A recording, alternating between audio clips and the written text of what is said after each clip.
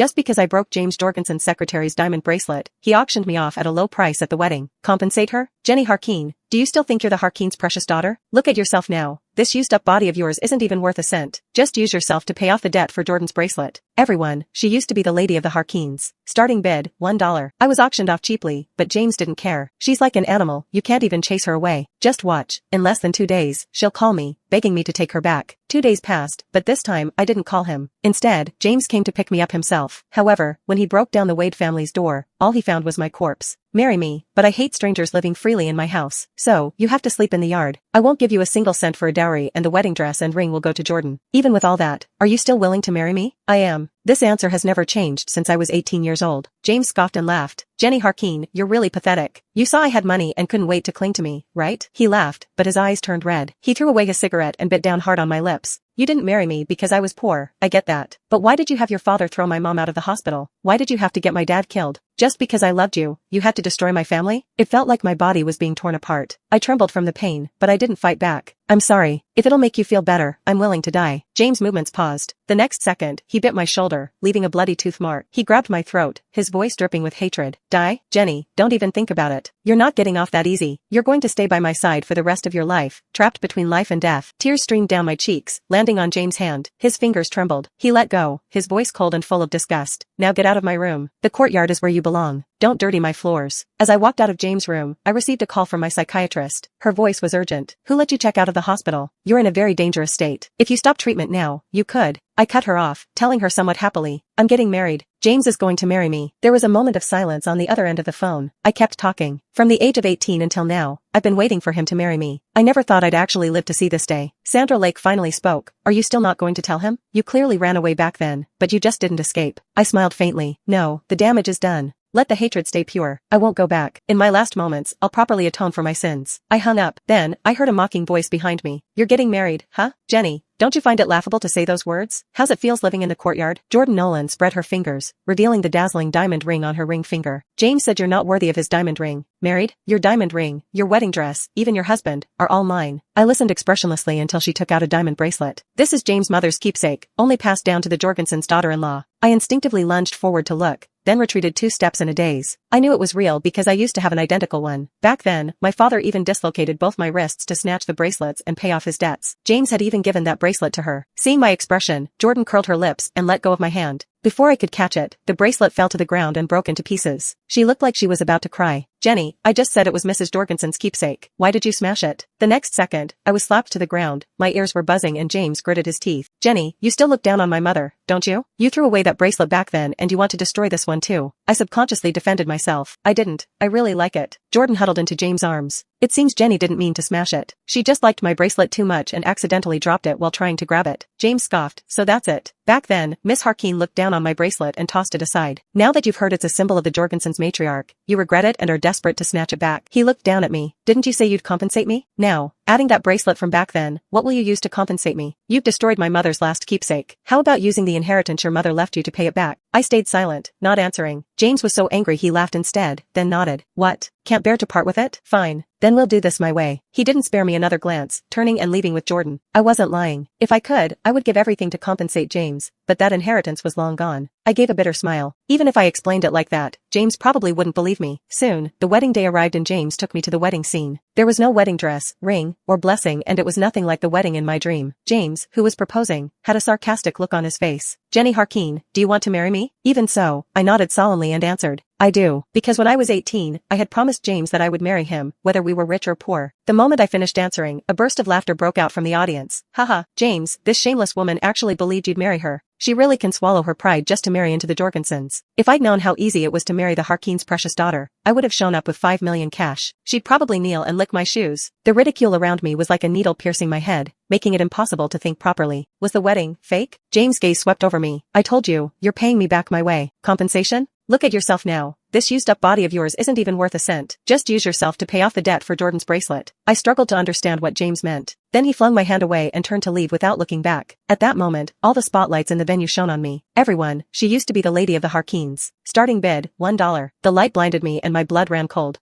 I instinctively reached out in the direction James had left. James sat below the stage, watching me, his expression completely unfazed. It was then that I realized James was serious. My heart felt like a piece had been gouged out. The pain was so intense I could barely breathe. There was a time when my dad forced me to perform on stage and I dreaded being the center of attention. James had once cast aside his self-respect, going to great lengths to act goofy and ugly to draw everyone's attention away from me. Now, the moment his voice fell, the atmosphere in the room exploded. Every malicious gaze locked onto me. The starting price is $1? It's so worthless. I'm afraid she has been slept with by others after the Harkeens went bankrupt. No wonder James doesn't want her. I think she's filthy. They're not asking for $5 million anymore. $500 would make her kneel down and lick shoes now. Forget it. What's the use of this kind of beauty? I don't want it even if you pay me. Who knows what disease she has? The audience's atmosphere was heated and the malice continued, but no one raised a sign to bid. Until this time, James raised the sign slowly. $1.05. James' bid sparked another round of uproarious laughter. James, you're too generous. How is trash like that even worth 50 cents? Meanwhile, James leisurely observed my expression with amusement. I'm quite pleased with the look of despair on your face. If you behave yourself, I might just take you home as my pet. Jordan leaned against James, smiling as she asked, what if Jenny actually gets bought by someone else? James' expression was disdainful. Who would want such a piece of junk? My whole body began to tremble uncontrollably. I curled up on the ground, trying to escape those malicious stares. Turn off the lights. Don't look at me. The symptoms of somatization, like stomach cramps and difficulty breathing, began to surface. I gagged a few times but couldn't throw up anything. Someone's voice hesitated. Jenny doesn't seem to be doing well. Should we call an ambulance first? James' smile faltered, his gaze falling on my face. He instinctively stood up but still complained. What a bummer. Jordan hugged his arm. I remember Jenny studied acting before. We were just letting everyone see her, not feeding her anything, so how could she be vomiting? Look, she's been gagging forever and hasn't thrown up a thing. Do you think she's faking it? Hearing that, James' expression slowly shifted from concern to disgust. Jenny, why didn't I see it before? You're such a good actress. Desperate to stay by my side like a dog, huh? He waved his hand. Continue the auction. Just then, someone in the back row raised a paddle. $10. The smile on James' face froze. Garrett Wade laughed loudly. This woman, though cheap, is certainly beautiful. I'd like to taste what she's like. If you all aren't interested, please don't compete with me. James' hand, which had been about to raise the paddle, ultimately stayed down. He abruptly stood up, looking at me with a cold sneer. I really underestimated you. Even in this state, you can still seduce men. Seeing she'll stop at nothing for money, he turned and left without looking back. With 3 strikes of the gavel, the auction finally ended. Garrett's gaze lingered on me, making me sick. He spoke to the staff. Please tell your Mr. Jorgensen to keep his promise and send the person to the Wade family as soon as possible. I was carried backstage like a piece of merchandise. James stared at me with a cold gaze. I didn't realize you had such nerve. You think you can use Garrett to get rid of me and live a life of luxury in the Wade family? Don't even dream about it.